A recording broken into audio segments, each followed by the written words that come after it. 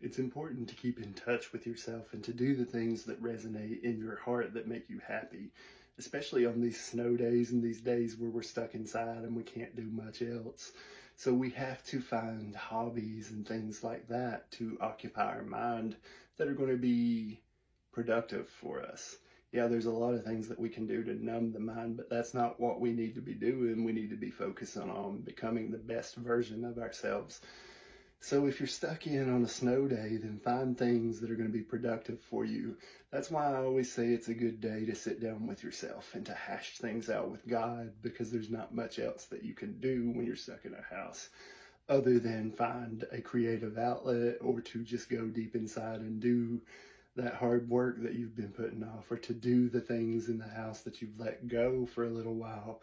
Just make sure on these snow days that you're being productive, because that is one of the things that hinder us along this path, is that we have a plethora of things at our disposal that we numb our minds with, especially that number one thing that we sit and scroll for hours to give our mind a break. Why not figure out how to give your mind a break by doing a productive meditation session versus sitting and doom scrolling all day, which isn't healthy for you anyway. You know what that does. It takes you down the rabbit hole and has you thinking these terrible thoughts, and before you know it, you're scared to go out your front door. So we got to be cautious about that on these snow days, and to do things, and I'm guilty of it myself, because it is of the utmost importance that we don't numb our minds, do the best that we can, and to impact the most people that we can, and to impact ourselves in this life as much as we can, so we can show others that it's possible for them to do that too. So I suggest doing things like buy you some blank canvases. If you've always wanted to try painting, I think that's a perfect way to express your creative outlet. If you've always wanted to sit down with a notepad and write poetry, by all means do that.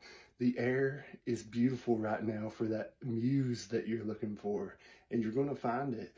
So once you find that creative outlet, whether it be painting or writing poetry or wood burning or woodworking or blacksmithing, something like that is really a great tool that's actually meditative while you're in the process of making that beautiful painting or that awesome knife or whatever it is that you have worked your butt off for. Therein lies the reward.